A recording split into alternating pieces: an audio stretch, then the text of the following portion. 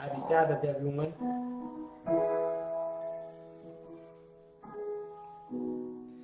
My wife is singing in the background. Always. I'm not whispering.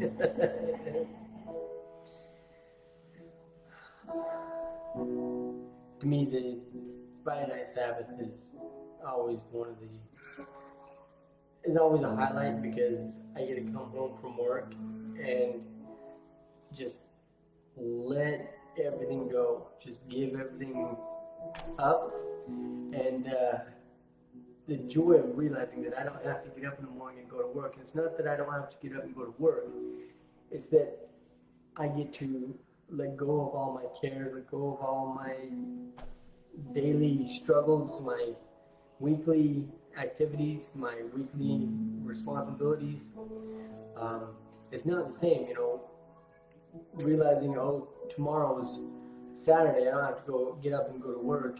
It's the weekend. That's not where my joy comes from. My joy comes from tomorrow's the Sabbath. There's such a difference with it just being a weekend versus a Sabbath, where it's such a release.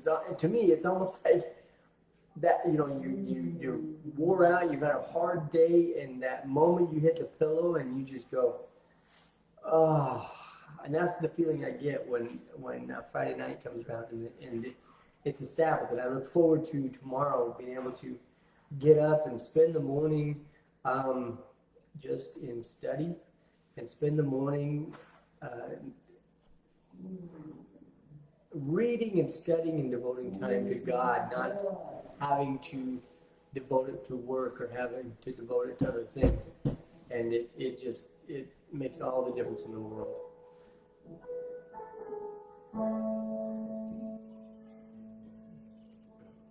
I hope you can hear the tone in the background playing, because she exudes musical talent. I'd say I've got a decent ear for hearing music. I can usually hear when people or instruments are off key or off tune. But it's like music just comes out of her pores, whether she's singing, whether she's playing, whereas with me, I'm woefully musically inept. I can't sing, I can't play. I've had a number of people say that I probably do pretty well on a piano, but I haven't committed myself. And for me, music doesn't just pour from my heart like it does Latuana. Hi, sweetheart. But for me, it's very clinical and mechanical. In my mind, anytime I've ever tried to pick up an instrument, learn an instrument, it's very much a surgical procedure. It's not something that just I can flow with. I see in my head the notes, and I have to play the notes and follow. I don't know that I could ever just flow with the music and the sound, because I think about it mathematically. To me, it's all about your beats and your notes, and it's the technical aspect of it that I see when I try to play music. It's just the way it's always been. Whereas you have people like you that they can just sit down on the keyboard and just start playing melodies. I still got a little ways to go. I was a lazy musician. I didn't want to practice, but every time I sit down, it's like there's exponential growth that only the Holy Spirit can give me, because I'll be like a week, and I'm like, God, I'm learning to be more diligent because I want to get better. My younger brother, actually, we grew up, we always had a piano in the house, and he would figure out music by ear. He would hear a movie theme song, and he'd sit there at the table and he'd figure it out, and I just didn't have the patience. I'm like, I want to know the notes so I know which key to press. And it's going up the hill, down the hill. That's all you know, is going up the hill, down the hill. So yeah, I never had the patience. I always enjoyed it. The only instrument I tried to learn really was the guitar, and I enjoyed it. I enjoyed it, but I enjoyed it the challenge of the dexterity, for learning. Again, it wasn't to play music, it was to master a skill. To me, it's all about skill. It's not performing, it's not creating something. It's like sitting down and typing. That's what it is to me. Music is a soul gift, y'all. I know, and I just I You love can learn anything you want. I love to listen to music, but I don't have I can't dance. I can't move with the music. I'm one of those white people that's like. Wait, I thought that was all white people. No, most maybe, but I mean, I don't know if any of y'all have ever seen the movie The Jerk with Steve Martin, where he was adopted and raised by a black family, and they all are just gifted music in there. They're always loving to sing and clap, and he's always going. He never can get the beat, and sometimes that's how I feel. I'm just like, I just don't. It doesn't resonate with me. So tonight we had decided to we're coming up on 10 years. 10 years already. 10 years of what? Marriage. Oh, really? Marriage. Yes. You mean I've been hanging out with you that long? Sadly, yes. Not sadly. I don't get why. Not sadly. Every time I come home, I'm like, oh, she's still here. Okay. Yes. So, but yeah, we're coming up on 10 years, and I often think about this. We met at church, and we'd all been going to the same church for quite a while. So when we first started, when it was apparent that we were dating, because we showed up at church, and I had my arm around her, and people were like going, oh, okay.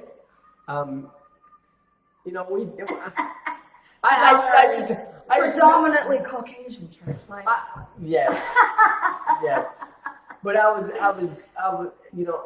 just wonder what kind of thoughts and what kind of things were people thinking as you and I started dating, because we were, I don't know, maybe I'm wrong, but I think that we were just like one of the most unlikely couples. Here I was a single white guy, born and raised in Utah, where the black population is less than 0.1%. We're talking doesn't exist. And if you saw them, they were cleaning. or they were passing through town. They were on their way. They were Africans from somewhere and just visiting to go to the university. They were going from California to Las Vegas or something. Because somebody else said that about Utah.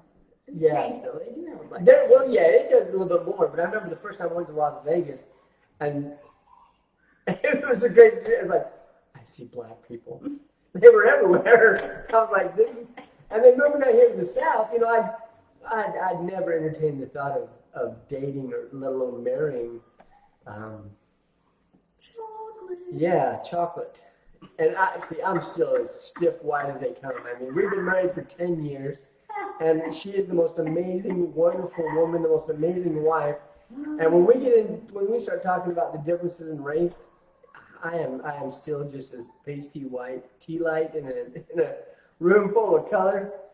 It's just who I am. And when we first got together, I used to try to be cool. I didn't know this. Shut up. I would try to, what's the word, be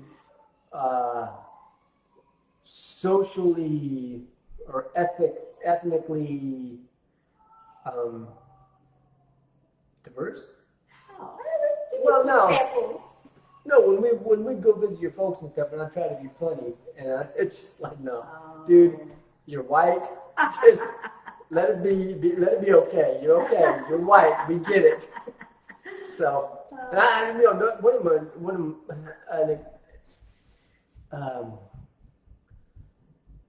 a very educational experience for me. We went down to Atlanta one time, and on our way back, we thought we stopped at an Applebee's to eat. Okay, no joke. I'm telling you, the Applebee's was packed. I mean, there wasn't a seat open in the whole place. The place was just packed.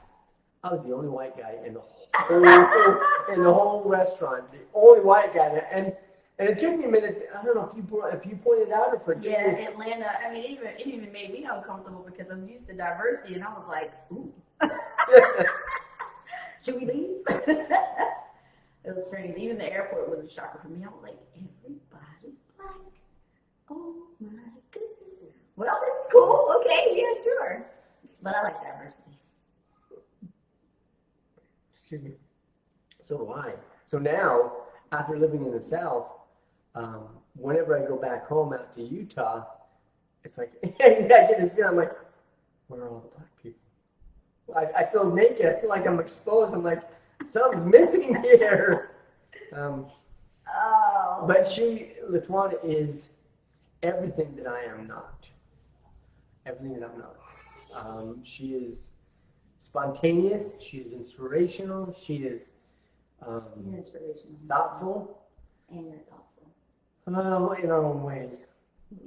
We are so different. So back to the original thought I was at when we first started dating.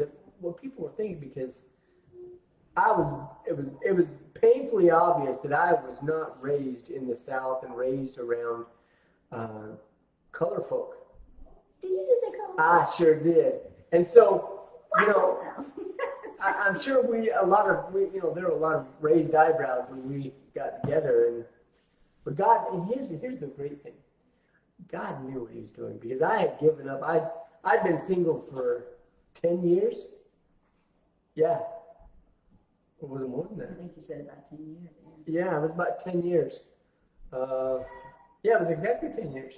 Because I've been single for 10 years.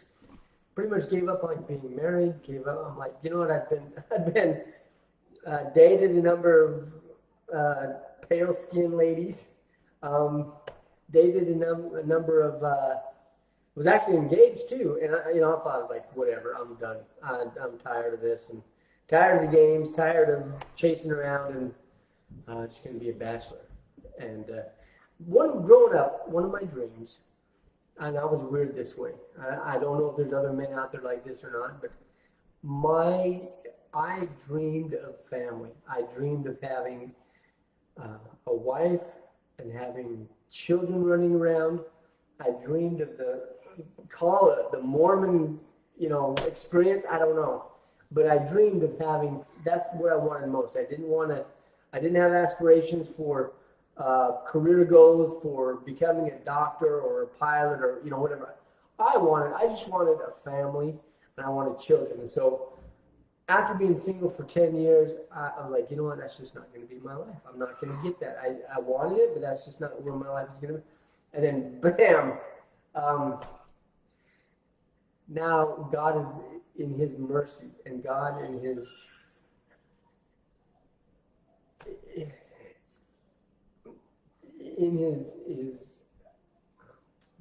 I'll say mercy. And humor. Yes.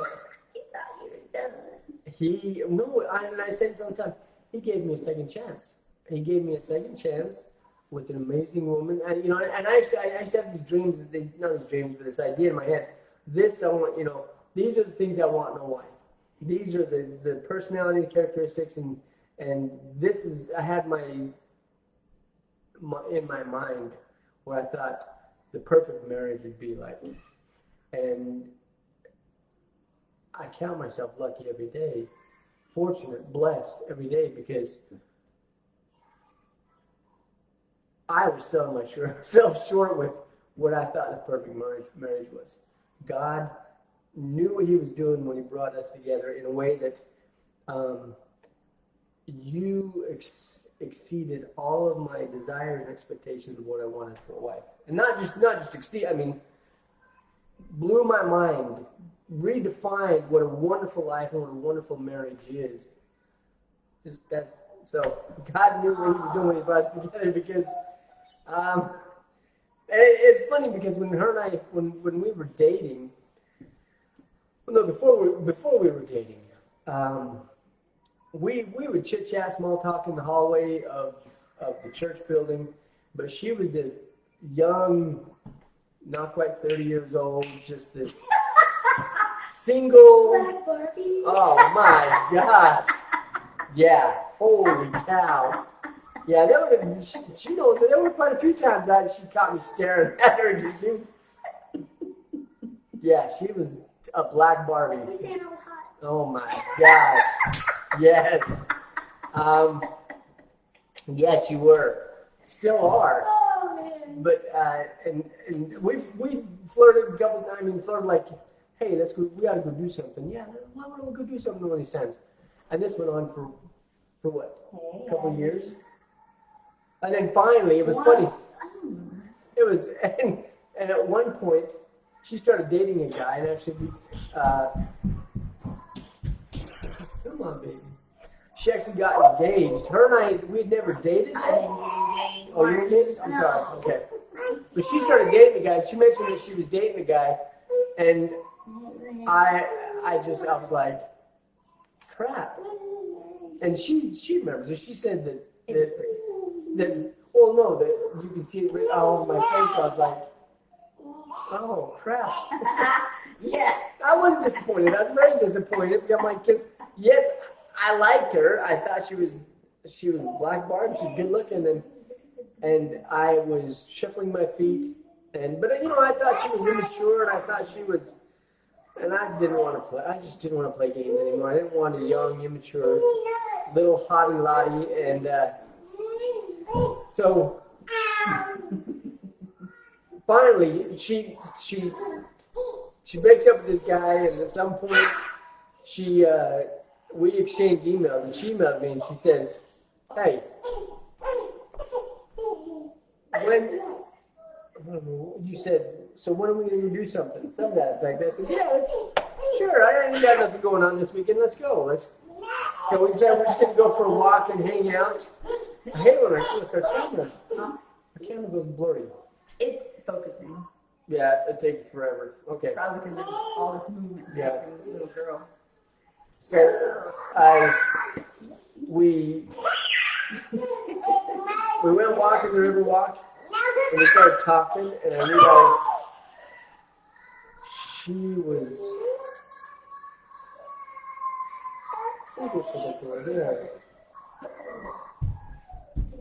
She was not nearly the immature little young chocolate Barbie. I mean, she was still a chocolate Barbie, but she wasn't the mess that I thought she might be as far as being young and shallow. No, she was not shallow. I think that you're perfect. Thank you. I misjudged her as being shallow. She was not shallow by any means. So what's funny is while we started dating, I was kicking and screaming and scared like a little girl because things were just falling in place so quickly, and we were getting along and working out so well that it's like, no, this is not what I wanted. I was going to be single for the rest of my life. I don't want to get in another relationship. Maybe you want a family. I did want a family.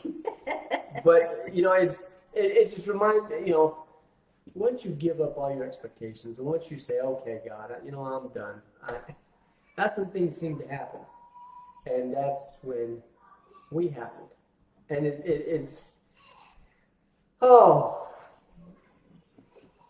I'm the luckiest guy in the world. She's the most amazing wife, the most amazing friend and woman. And she, like I said, she's everything that I'm not. She's passionate. She's musically inclined.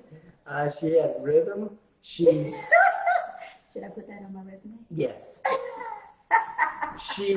I'm eclectic. I like the uncommon, and she is outside of the norm, very much so. From the way I was raised, and she challenges me. I mean, I tend to be one that I like to set a rhythm and a pattern and a habit, and just stay with it. I just click like clockwork, doing the same thing every day, every week, every month, and she is always challenging me and helping me to look at right now, instead of just doing things automatic, enjoy where I'm at. Pay attention to where I'm at right now. And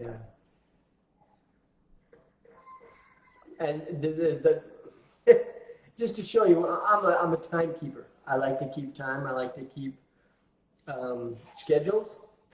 And so, if I have to be somewhere at a certain time, I make sure I'm there regardless. Doesn't matter.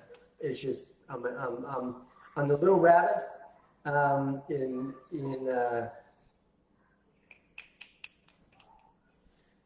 Alice in Wonderland. I'm late for a very important date.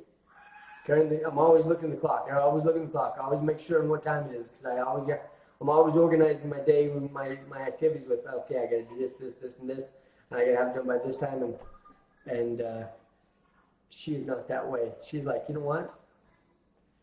I know what I got to do, and I'll do it when I get there. I have a schedule, though. I do have a calendar. Yes, you do have a calendar. A lot more organized than I was. Yeah, but that was probably one of the most difficult things for me to... Spontaneity. Yes, to get used to. Because she is not that. Or especially when we first got married, she was not that. And it's not right or wrong. It's just different. And now I love that about her. She'll get there when she's ready to get there. She'll get there when she gets there. And I love that about her. I would hate it if she was like me. It would bug me to no end. So at first, it was different, so I had to get used to it. But I thought all women were like that. Honey, I'm still putting on yeah, lipstick. For the most part, yeah. Yeah. But she also, I think it was wonderful. When we met, spiritually, I was a mess. I had a lot of issues. I had a lot of problems and a lot of issues spiritually. My spiritual life was it wasn't a wreck yet, but it was heading for a train wreck. And being the habitual person I was not going to stop and say, wait a minute. I was going to wait until that wreck happened, and then I was going to figure something out. And so LaTuana, she's always challenging me spiritually, always challenging me with my relationship with God and with my faith. And so being married to LaTuana has caused me to grow spiritually more than I ever thought was possible. Growing up the way I did, there's like a set roadmap. You grow up, you become, as a Mormon, you grow up, you go on a mission, you come home, you get married in the temple, have a family, and live happily ever after. And that's just the way it is. It's just like autopilot. And she's like, stop, wait a minute. You got issues. You got some real issues here. We did. But she challenged me and got me to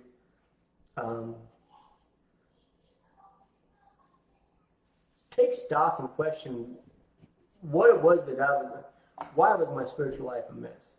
What was causing it to be that way? Why were these train tracks heading towards a wreck? And to change me. Mm. That's what we did. We both have changed. Immensely. So I've been talking this whole time. You're the one. This is what's crazy. You think that I'm the talkative one, being on these Friday nights with the Flakes. You would think that I'm the one that's always talking, but every time I get home from work or I wake up or her and I are just sitting together, she's the one that's talking and I'm the one that's listening. But so no, I'm not the talkative one. Would you like to say something? Something? It's funny. I've gotten so used to, back to the race issue, I've gotten so used to her complexion, her chocolate skin, that it doesn't register with me. But I do have these moments where I'm like, holy crap, I'm married. Yes. I do. I'm like, she's black. And then it just because, it's just one of those things it's one of those life events that you would never, it's like the strangest thing in the world, or you would have never, it came out of left field, and you just like, so, yeah, there was nothing in me growing up ever imagined being married to a black woman. And I say this all the time, and this is just the white coyness that I am. I remember the first time we kissed, I was like, holy crap, I'm kissing a black girl. And it was just, yeah. So, but and so when I look at my children, and I guess it's probably pretty common in most mixed marriages, there's not a racial, there's not that first response of a racial difference, meaning that I don't stop and think, oh, we have mixed children. I have to remind myself that our children are mixed. To me, it's just, hey, these are our children. This is my family. This is my wife. And there's never a racial component or a racial difference in there. Especially with my, I was given a second chance because her and I have two boys together. She has a daughter that's 14 from the previous marriage, and I have a son that's 22 from the previous marriage. Yeah, that's right. He's 22. He'll be 23 this year. I realized I'm like, my son that died would have been 18. Oh. That's awesome. It makes me feel excited though. We had our two boys, and I'm weird as much. I was always chasing girls, loved girls. As a young boy, I was more interested in girls than sports than anything else. All my buddies were what's that? Yes. All my buddies were chasing, whatever. They were chasing sports. They were chasing cars. I was always chasing girls. From as long as I can remember, I was always chasing girls. And where was I going with this? Oh, but yet, I've always been scared to death of girls. As much as I chased them and wanted, just couldn't stop thinking about them, scared to death of girls. Growing up as a teenager, having young girls throwing themselves, this is not a bragging point, but having young girls throw themselves at me, and I was so naive and intimidated that I didn't see the opportunities for these young girls to be throwing themselves at me. And that's why I'm just saying I was scared to death of girls. And so I always wanted to have... What are you doing? Are you scared, Martin? I still am. I still get... You can still make me blush and make me feel uncomfortable sometimes. Just because of being... Anyway, so I always wanted a little girl, and I always thought, how would it be? As much as I wanted a little girl, I was scared to death of having a little girl. And being that her daughter was 4 years old when we got married, it helped break the ice a little bit, but I was scared to death to have a daughter. Oh my gosh. I wanted one, but I scared to death. I'm like, I know how to raise boys. Boys is great. I just raised them the way I was raised. You raise them to grow up to be men. You raise them to learn how to be tough and to be resilient. But how do you raise a girl? And just hand it to them. So 2 years ago we had our daughter Abigail together, and I am the biggest wuss when it comes to her, because wuss meaning I'm not afraid of her, but she is going to get away with murder with me because I don't know. I adore. We're gonna go to the store, and I'm gonna end up buying her stuff. And plus, she's like the youngest. Like, oh boy, she's a baby. She is completely just wrapped herself around my heart, and I'm like, oh crap. She's like you with me on the inside. Oh yeah. She looked so much like Oh, you. she Has absolutely. your hands, your feet, Oh, when she was born, I'm your like, anatomy, I was like, everything. holy crap, that looks like me. I mean, granted it's a girl, but that looks like me. But yeah, I mean, she's got my hands, she's got my feet. I got, stubby square hands. She's got my hands. I got nice high arches in my feet. She's got my She's feet. got your head too. Yeah, she's got my hands. Eyebrows. Oh yes, but she is her mama. Oh my gosh. Because whereas me, I've always been very affectionate. Growing up, I was always my mom's. Loved to hug with my mom. Loved to kiss my mom. Was the most affectionate out of all of us. And for Abby, she's just like, I'll go up and I want to give her a hug. She's like, no, shoot, go away, don't touch me, shoot. And then other times she just wraps up into my arms and hugs me tight and loves to be next to me. But oh man, there's times when she's like, shoot, don't, I don't know, don't pick me up. And it's funny but she's always been out. Because when she was born, she was just a couple of weeks old. Do you remember this? I tried to put her in that carrier. You know, she got mad at you. Oh my gosh, she was 2 weeks old, and we had bought a little, those over-the-shoulder carriers that you put little babies in. And so I wanted to try. I'm like, hey, let me try it out. So I put the carrier on, and I go to put her in it, and she starts getting mad. And so I'm like, whoa, okay. So I took her up and I put her out, take her out, and gave her back to Latuana. And at 2 weeks old, she looks at me, and she kept yelling at me. She kept going, she was still mad at me. You think you take, you remove the problem from the baby, they usually calm down. No, she looked straight at me and was like, I told you not to do that. Let me tell you how you made me feel. Yes. I know you fixed it, but I can't say it. Oh yeah, and she as a little girl, as a little child, happy and content with just whatever. Didn't matter where I was at, who I was with, what I was doing. I was always just happy and content. That little girl, no, she knows exactly what she wants to do. She knows exactly what she wants, and she's like, no. And if we're singing songs, we'll be singing songs, and I'll start a song like A, B, C, D, and she's like, no. I say, well, what do you want to sing? Alligator song. Okay, let's sing alligator song. Three little monkeys. No. Popcorn song. And we'll do that until she finally figures out one that she likes to sing.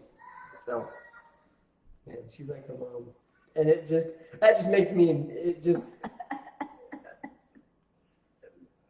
that just makes me love her and adore her more that she's like her mom, because. Honestly, I mean, it would be cute if she was like me, but no, it makes it that much sweeter that she's like her mom. Ethan's like you. We already got one of you in the house. Oh, I know, Ethan.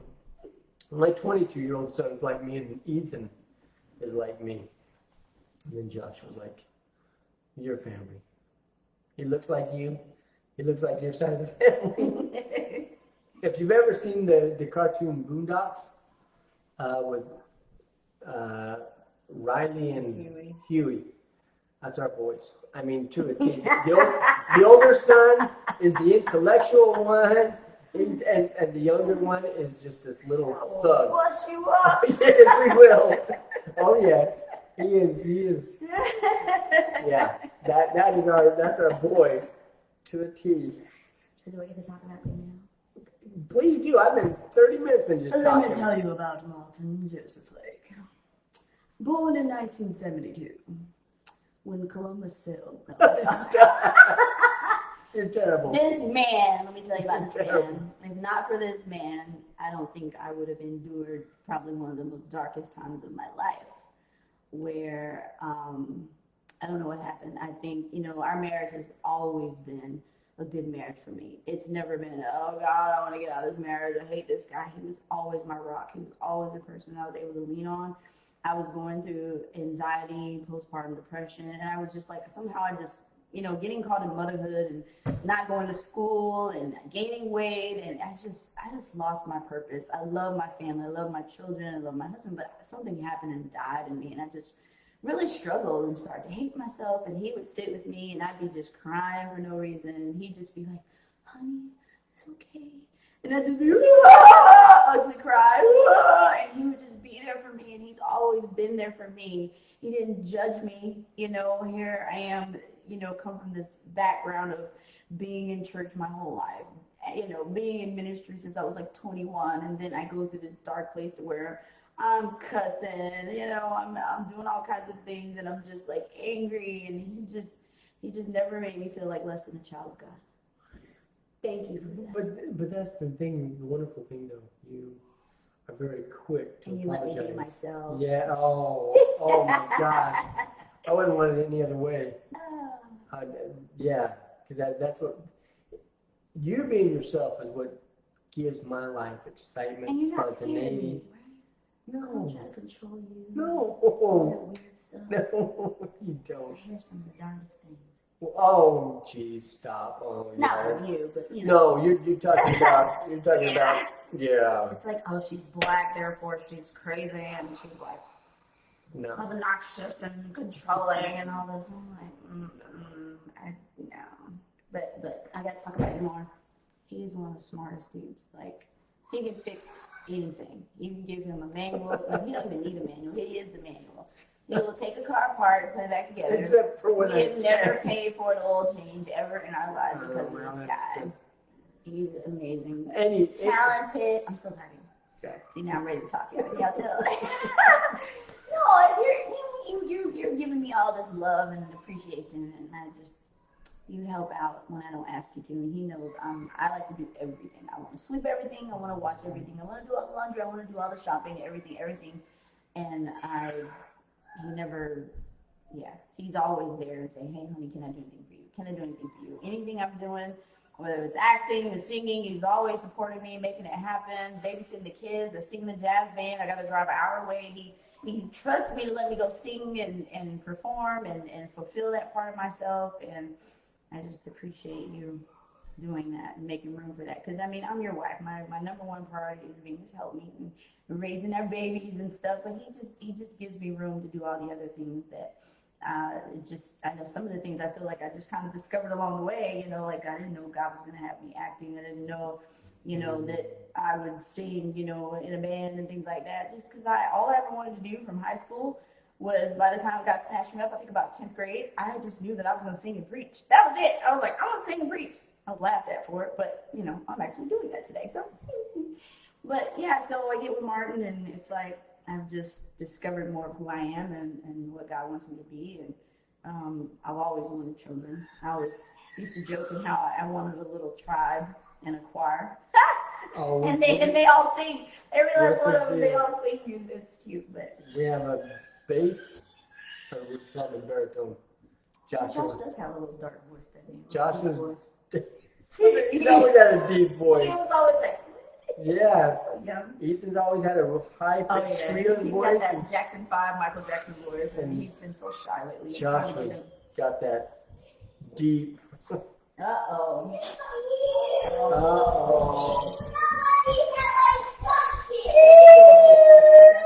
You're not supposed to be playing with that. And family happens. Okay. Oh. All right, well, it's been about 38 minutes, and we have children, and our camera's going out of focus again. So, you want to say hi? Hi. Yeah. I don't know what we're going to do for our 10th anniversary, but it's definitely going to involve looking extra cute and taking pictures, and we're going to the beach. Yes, that'd be nice. We'll eat something for sure. So. If I could find anywhere that'll let me dance, I'm taking this wallflower dancing. this big with 2 left feet. No, he can hang. Cause remember that one Christmas we were at your job thing and you got out there with me and I was so proud of you. I was so happy. Did? I was the happiest girl in the world. I My remember. husband's out here letting me dance. You were just like Doing the white boy 2-step. It's enough for me. Oh, see, and the fact that I know that I can't move. Music doesn't flow through me like most people, where they can just move to the rhythm. I can't. I'm so mathematically and technically minded in that way that I know dancing is just because I know I can't. It is the most uncomfortable thing in the world for me to do. Oh my gosh! But I got to the point where I'll do just about anything for my wife. If she wants to go dancing, I will bear the shame and the awkwardness just to give her that opportunity, because she likes to dance just like any woman loves to dance. Me, I don't mind going dancing if she. I don't mind going dancing to listen to music and stuff, but it takes so much courage for me to actually get on the dance floor and dance with my wife. The few times we've gone dancing, she'll get up and she'll do she loves to line dance. She loves all the line dancing, and so a lot of times when we go dancing, she does a lot of dancing, line dancing and whatnot, and I will accompany her and entertain her on the dance floor a little bit, and it just, I don't know what it is.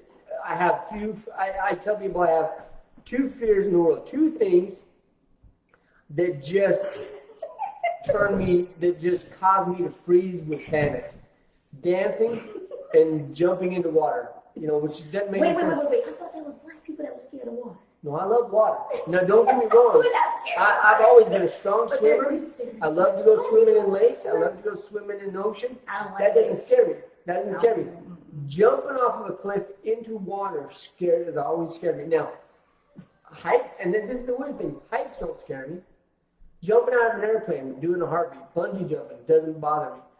Rappelling doesn't bother me. I love it. The fear is not the falling that scares me. It's hitting the water that scares me. I've always been scared to death You of probably hitting had water. an accident when you were little that gave you a trauma. I don't know, because I love swimming. I'm a Probably good swimmer. accidentally went down in the tub or something. Jeez. I don't know, but it's hitting the water that scares me to death. Yeah. It's not the water, it's not the heights, it's not the falling, it's the combination of it's what happens when you're falling and you hit water. That's what scares me. So that's weird. Reminded me to push you in.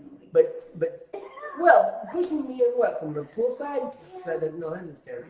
Well, I'm talking from anything more than a 12-foot height, anything more than a high dive scares me. I've done cliff jumping a lot. Oh, who does that? Like What? Olympic swimmers do that kind of stuff. Way up there. Yeah, I'm talking about back when we used to swim. Every pool had a low dive and a high dive. We're not talking about the Olympic platforms. But you just made it sound like it. You were like, really? No, when I've been cliff jumping, growing up. We're talking cliffs that were 20, 30, 60 foot high, really high cliffs. And all my friends and my family are up at 60-foot cliffs, jumping off, having a blast, and I'm down here, and the little kids, 6 In foot, the safe zone. jumping off a I'll be there 6-foot too. cliff. No, so it's hitting the water that just scares me to death. Oh my gosh.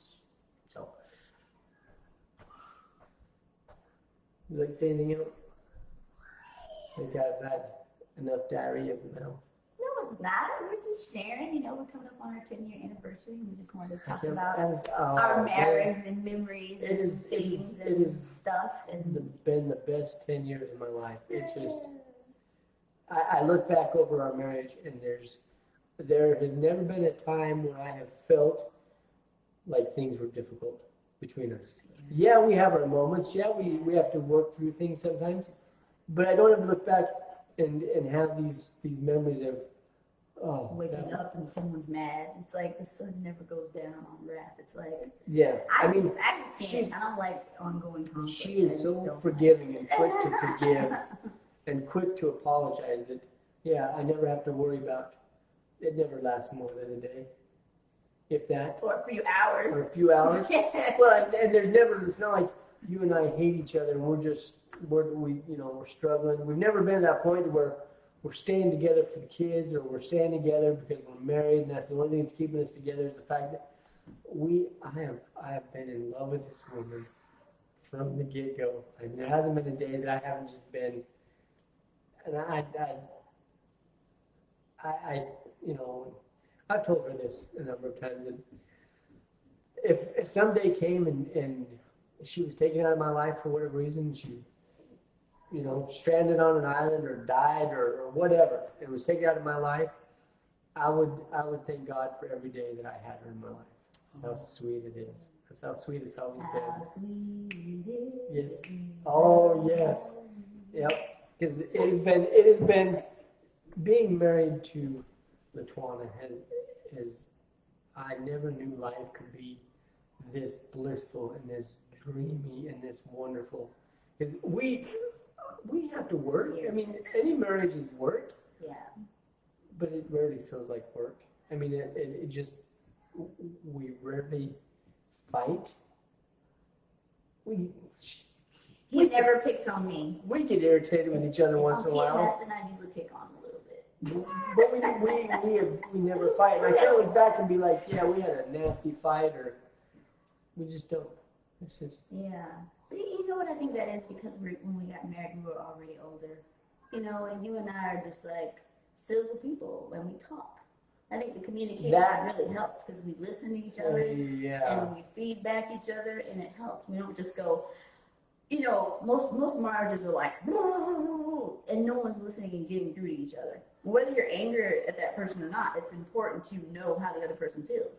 And that's always my goal. And I guess, being a communications major, it's very important to me to know what's going on and what's being said, or maybe what did I hear right, or, because sometimes we hear things and we still assume that we know what they were trying to say because we try to paraphrase it. You're just saying this, or you think that, and I've always been just like, I come from a family of people that don't listen and they argue, and it's just like you can't get a word in, and I always hated that. And so I was like, I'm gonna be a communications major, in music, and I'm never ever gonna deal with that sort of thing. And so I try to, I can't stand people that are scared of communication. It's like you don't want to talk things through. You got to be willing to talk through it, even if it's uncomfortable.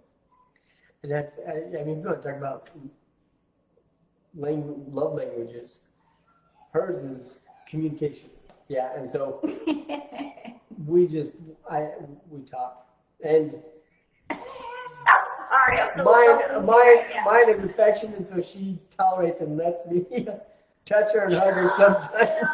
No, I like hugs. But it's cute. It's so funny because there's some mornings when I'm getting up, leaving for work, and every morning I always come in and I pray next to her, next to the bed when she's asleep, and kiss her goodbye. And there's some mornings when I go to kiss her goodbye, she'll swat me like, leave me alone. And then I find it funny and endearing because that's who she is. That's what she is. And so, and then I'll get to work and she'll say, I'm sorry for swatting you. And I'm like, don't. I think it's the cutest thing and the most adorable thing in the world because I feel bad because I know what it was. It was the sensation of not wanting to feel your beard on my ear or something like that. I'm like, I know. But I just think it's so cute and so funny because I know that's not. I know that you don't dislike me. I know it's not like, I don't like you. Leave me alone. It's who you. It's just part of who you're. Like, don't touch me right now. So, because I know that, when I come home, she'll give me hugs and she'll love on me and flirt with me. Yeah. See, that's what she flirts with me. That's what makes it. She knows this. She can turn my ears red still all the time. Get me feeling scared of girls again. Oh man. It's been a wonderful marriage. 10 more years. 10 more years. 10 more. More than that. No, I'm just saying because everybody's going 4 more years. Oh, yeah. Years. 10 more Yeah. years. I would marry you all over again any day.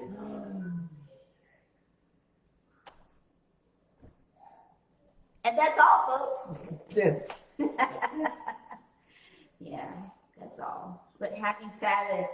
Yeah. Happy Sabbath. I'm excited. I'm looking forward to get some good rest because it's wonderful that we get together. And by the time we actually get a building, we'll be like one of the few that are like waiting till 3 in the afternoon just because we want you to get your sleep. We don't want you getting up on the Sabbath early, tired, driving all over the place, meetings or whatever.